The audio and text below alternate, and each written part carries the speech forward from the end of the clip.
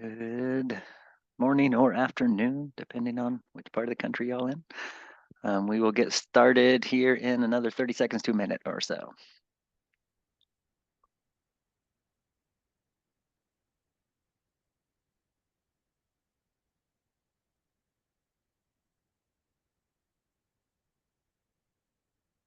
All right.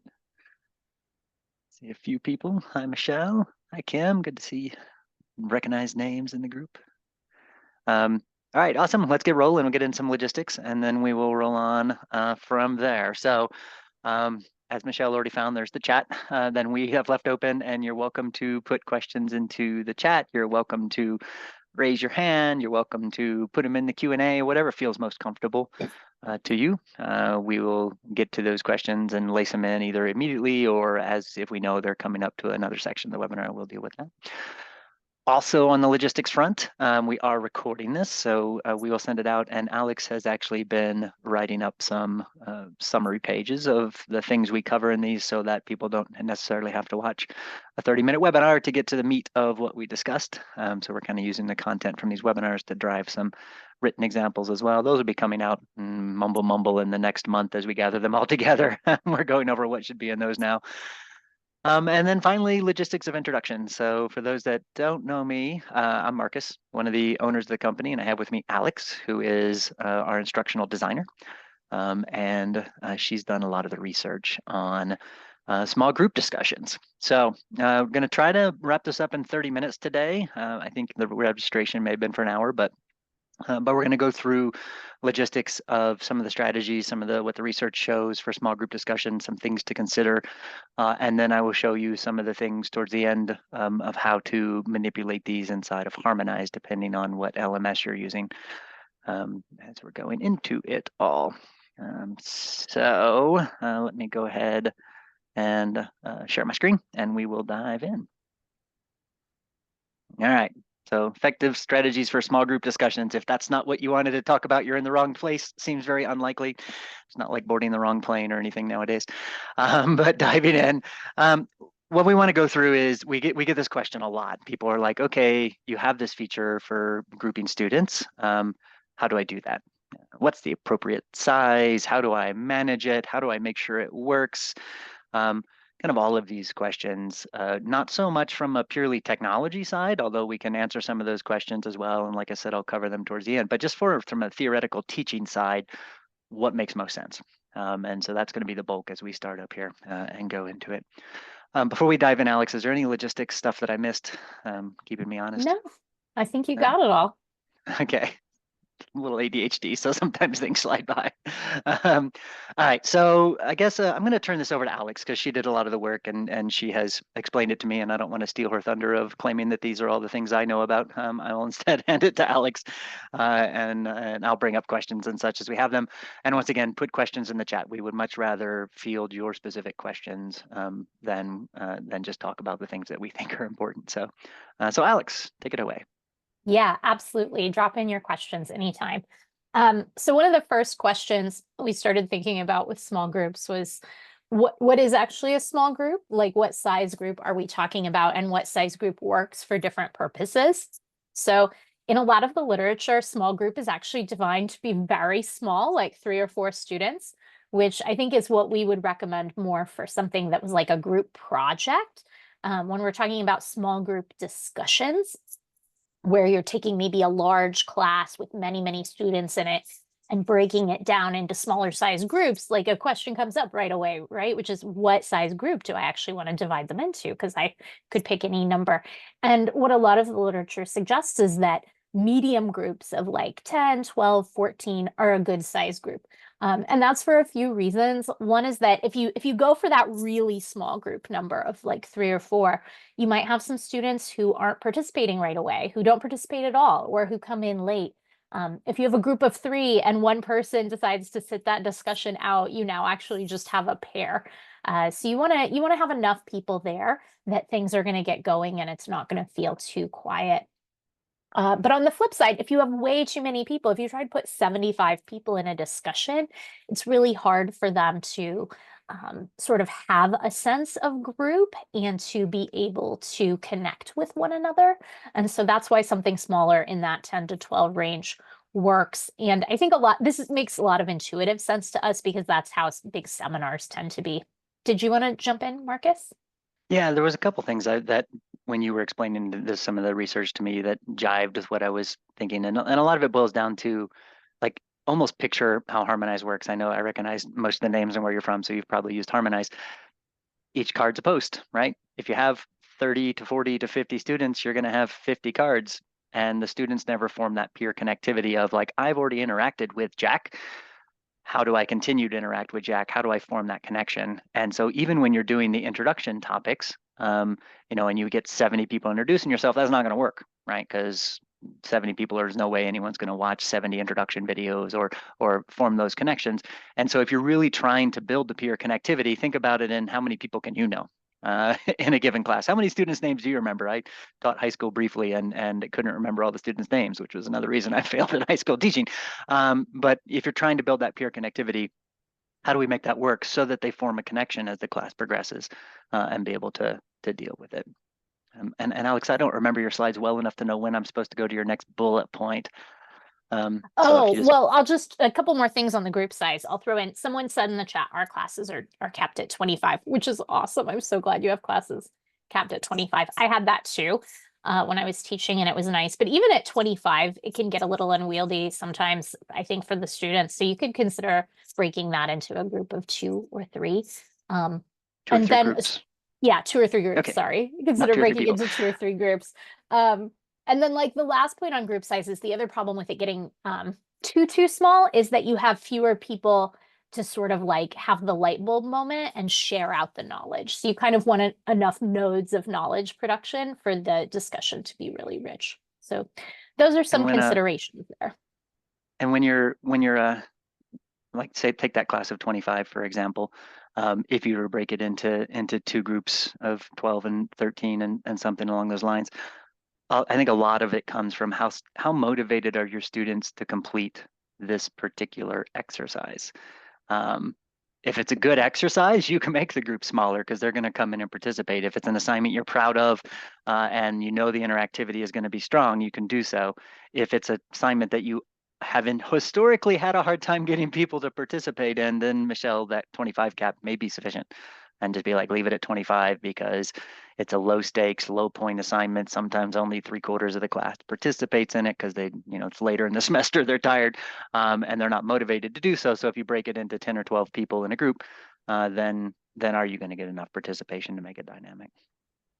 Yeah, that's a really great point. Like knowing your assignment, whether it's something engaging, if it has a lot of points attached and they're more likely to do it, or knowing your class composition. I worked with an instructor who did like small reading groups of 3 people the entire semester, and it was totally fine. But she had grad students who were themselves like teachers in K through 12 schools, and so very likely to complete all the assignments. So I think those are all great points. So that takes us to, once you've established your groups, do you decide to maintain that group composition across multiple discussions, or do you decide to rotate groups? So with this, there are downsides and advantages to each. If you maintain the same group across a few discussions, you can see them sort of getting to know each other and form a community. That was what happened with the instructor I worked with who had those small reading groups. They actually chose to maintain them over the course of the semester, and that was interesting and cool because they really got to know each other. But then maybe the downside is they don't get exposed to as many perspectives.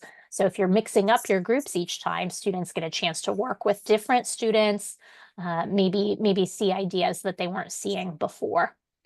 Did you have anything you wanted to add there, Marcus? Yeah, I think to me it's like, once again, back to this project-based work. Are you setting up small groups because they're working on a project? Or are you setting up small groups because your class is just too big? Like the university has put 50, 75 students in your class, and there's no way you're just doing it because you want to get a smaller group because it's more likely to develop peer connectivity. In which case, I would say don't switch them up as much because you're having to start from scratch each time. You have these 25 students together, they start to form connectivity, and then voila, they're in a group with 25 people they don't know. And so I think there's a little bit of group size and what your intent is when you're dealing with this as well. If it's project-based work, you may be switching every time because that group of people did not work well together and we need to switch it up, or we need them to be exposed in small group settings to each other. And we're rotating it around as well. So it varies also depending on the type of work that you're doing. I kind of wish we could just hand out an answer and be like, the proper size is 10. End of webinar. It's perfect. Research supports it. Chef's kiss. But you have to think about what it is that you're trying to achieve. Are you doing it because it makes the work easier to organize for small group project work, or are you doing it to form peer connectivity, or both? And then how do you think about the group sizes? Yeah, absolutely. You just reminded me of something interesting that I saw in the research, which was that small groups had more like off-topic and organizing discussion. And I think the research was suggesting that that was something bad, but I thought this was actually really, it was really interesting to me that in the small groups, people would be comfortable enough to like go a little more off topic. Like it actually supports that point of peer connectivity. Um, and what you're saying about it's, I also thought for a second there you were going to say the opposite, that with project work, you're going to maintain the groups because they're going to be like discussing and doing a project over time. It depends on So how I, long the project is, I guess, right? yeah, depends Yeah. how long the project is. But I like that idea of maintaining the small groups so that they actually do get to know each other and get comfortable with one another. I think that is a barrier in a lot of online classes.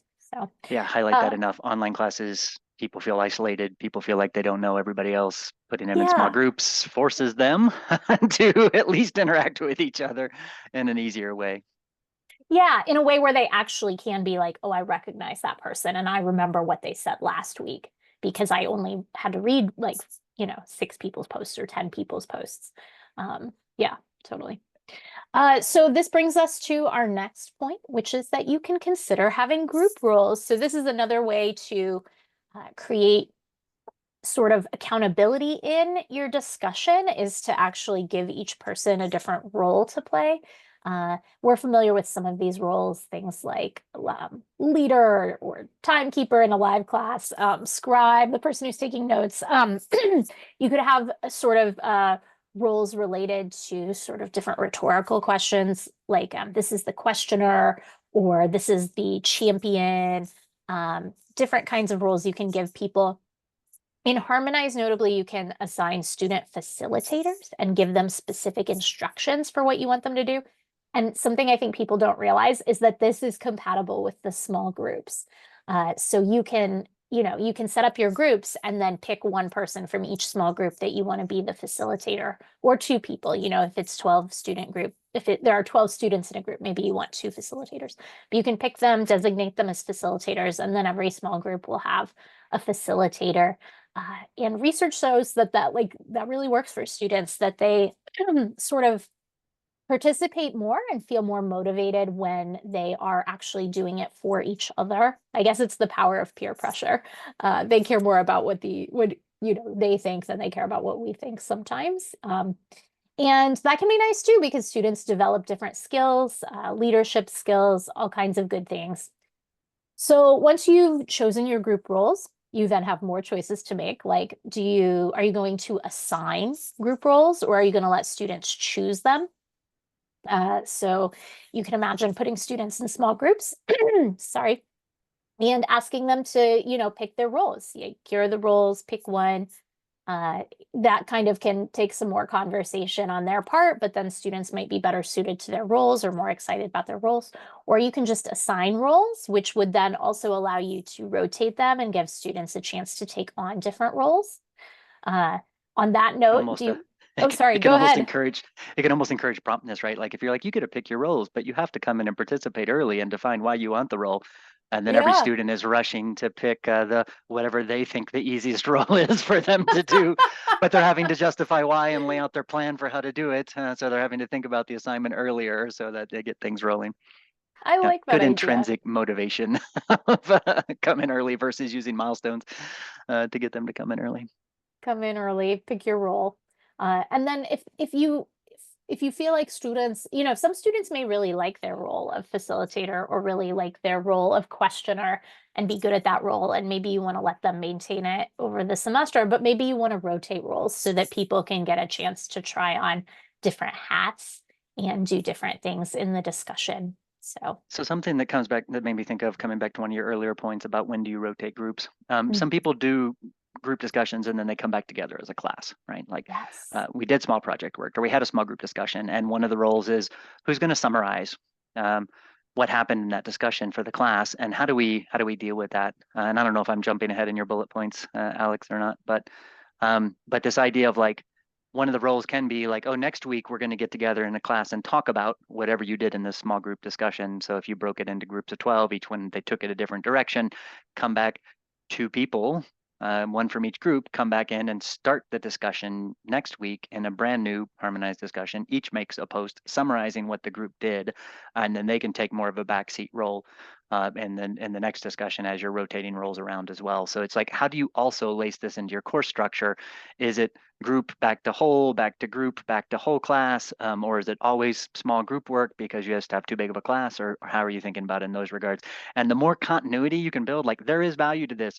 You need to summarize it, not just because you're shouting into the void of summary and everyone's already gone on and no one's going to come back and read it, but you need to summarize it well because it's what starts next week's discussion. So that we have something to talk about. So make sure your note taker's doing a good job, and make sure that you can summarize the notes out next week into the discussion well. So it gives them a motivation to be able to do that.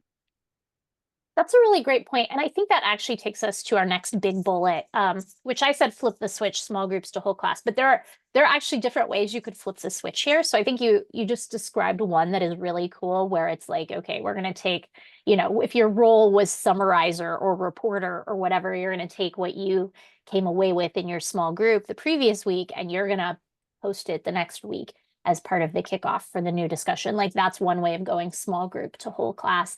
It's also possible in Harmonize to change the visibility of the whole assignment from small groups to being visible to everyone. And suddenly all the students will be able to see all the posts. I think sometimes there are some caveats there, like you need to warn them if you're planning to do that, because students don't want to Well, like suddenly have their posts exposed. But the there caveat I can was be going to add in some, as well yeah, is that yeah. in case people are like, oh yeah, yo, I see some Moodle folks in the crowd, Ah, and maybe some Brightspace if my memory serves me. Brightspace and Moodle do not support groups and external tools like Harmonize. So if you're doing this, we can't help and control the visibility for you. You have to do it a little more informally when you're doing the breaking the groups apart. And so when you're in those LMSs and you're doing small group discussion, we often see instructors actually create, let's say they wanted 3 topical groups they wanted to discuss. They can create 3 cards as the initial post. The instructor comes in, creates posts 1, 2, and 3, describes what they are, and then the conversation happens in those cards. So they clip into the card, they see what it is that you want them to speak about, or maybe you break out the students and list them in each of those 3 or whatever, go find your group, whatever it is. It's not as lovely as Blackboard and Canvas, where they actually let us use the Canvas groups and the Blackboard groups and such. But for those that are in Moodle, this is a strategy to be able to do that.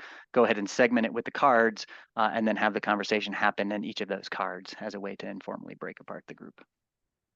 I like that. I'm glad you brought that up. There are fun things you can do with that too. Like your students can choose their group names and pick like an image for their group, and then their group's posts can always have their group name and their image on it.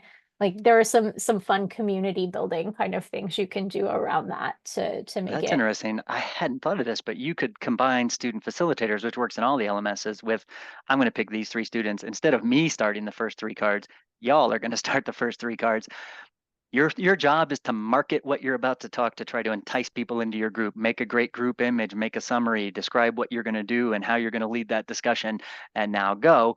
And so then you end up starting with the students beginning to take on the work as well. And then you can just choose the people who are starting the discussion each time. And then almost they have to pull people into their group. I guess you could leave one lonely person with nobody in their group, which would be kind of sad. So maybe there's some considerations there. But yeah, it's something as well to consider. I think Well, that's it I on your think that takes us yeah. through our major bullets. I don't know if you want to show folks some of how this works in Yes. Harmonize. So let me get you set up here. I'm going to open up I opened up outside of an LMS so that you're not distracted by the different LMS stuff going on. So inside of Harmonize, I have this one set up as a small group discussion. So the first question we often get is, what do students see inside of small group discussions? So if you are Blackboard and Canvas, you will get this group set across the top that lets you narrow it down into any of the individual groups and see what that looks like for the students. So I can come in here and I can say, I want to see what study group 1 looks like. And you'll see some of the cards disappeared. It happened pretty quickly, but I have Nick here, and then I have a bunch of instructors posts, and I have James here, and then some more instructor posts. When I go to study group 2, Nick's posts disappear. Now I have instructor posts and Laverne and instructor posts. Instructors are in all groups. So if you make a top level post, it's going to appear to all the groups because you're using that to steer the conversation. Hey, everybody, you're all off the rails. I want you to see what I meant by doing this. But then the instructor can go into each of the individual cards and comment. And then, of course, that's private to the individual groups. And you can see them all at once. I'm going to expand out the instructions here as well to highlight that facilitation role we talked about, where I have basically nominated Edith to be leading this group discussion. She hasn't posted yet, but she's in the same group as Laverne, and she has instructions on what I want her to do that pop up in her face when she first starts. And I'll show you how to set this up in a minute or two. But then, so that's Edith for that small group there. And my mouse just died. No, it didn't. Let me reload the page. I can't close the dialog box. That's awesome. Frustrating. Let me jump over here and we'll come into it and look at it from this realm. When I pick study group, let me see, what is this? What study group was I in? Study group 1 has James here, and study group 2 has Edith here. So I have nominated both of those to be student facilitators in the edit panel for any of your discussions under the student facilitators tab. Notice I picked 2. I knew they were in 2 different groups, and then I can edit whatever instructions I want to give them to be able to describe exactly what role I want them to have. Or if I chose 2 facilitators, James and Bobby from group 1, one of them is the leader, one of them is the summarizer, I can actually list that out, you two, to talk amongst yourselves. These are the 2 roles you need to pick. You figure it out ahead of time, use Harmonize Chat or use email or whatever, and then lead the discussion that way. So you can actually combine this student facilitation with the post settings itself to say, how visible is this series of discussions? Is it visible to everyone, which means we're not doing small group discussions? Or have I actually broken my students into groups, picked whatever group set from the LMS, this is Canvas and Blackboard only, to be able to do this, and then therefore the students can only see each other in the same group. Canvas has one additional grouping setting, which is students in the same section. So if your school has already broken your course into multiple sections because it was too big, you can just say, I want to use students in the same section, and we will pull in the sections and then break them apart that way as well. That's only in Canvas. So pretty simple, straightforward. You just say students in the same group, and then you pick which group set you want to be able to use. And now this is how we rotate groups as well. So this time I picked my study group set. I could have study group 2, which I switched to halfway through the semester. Pick just one for each different topic in Harmonize. You can rotate them, or you can come through and set them to the same one as you're going through. The Alex had on her slide, flip the switch. And this is something that some instructors do, where it's like we started out in small groups, and you can't do this in your traditional Canvas discussions, but if you're using Harmonize, you can. And so we like to highlight this, is that you can change the visibility as the topic progresses. So if you started out in small group work, because that was the initial part of the discussion, and then you want the big reveal of being like, okay, everyone, let's take a look at all the work that everyone was doing, you can just switch it to be visible to everyone, and then everyone can see everything. If you do this, make sure your students know this is going to happen, that their work is going to become more publicly visible, especially in their like a 2 or 3 person group. If you're going to then expose that to 25 people, make sure up front they know that's going to happen so that they don't write something that is very personal and private. You flip the switch and now it's visible to 25 people and they are not happy. So please be cautious with this, but just know that you can change these things throughout the course of the discussion. Like you could start in a private work and have each person submit what they're looking to do, move it into group, move it into public, whatever it is, or start in public, move it into groups as you're going through, because you can, based on what they do in the public forum, you can then build a group based on that if you wanted, and then put them into groups and then say, okay, now we're going to break apart into groups and do that here and say, okay, now let's move into the groups I just built. So all of this is controllable in your edit settings, either in the post settings for the groups or student facilitators for nominating those group leaders as well. I went through that pretty quickly. Any questions or anything you want me to go back and revisit on this, or any questions about the different strategies that Alex was talking about, the different group sizes, etc. And Alex, anything that came to mind as we were going through all of that you want to revisit? I think you covered it. Covered it all. I don't see any questions coming in, so we came in under our 30-minute deadline. The last 2 times we haven't succeeded in that because we spoke too much. So let me say this. If you have any questions or you want to dig into this further, both Alex and I are on our support email address. So you can shoot an email. Oops, I sent that to just Alex and I, which is not terribly helpful. Let me learn how to use Zoom chat. Send this to everyone. Let's see. Support at Harmonize Learning. You can shoot an email to that. It'll reach all of us. That doesn't just have to be like, I can't figure out how to make Harmonize work. It can be like, in the group discussion, you said this, I have a clarifying question, etc. We can answer those types of questions as well. So feel free to throw those out. We'll do our best. If we don't know the answer, sometimes we'll go find it.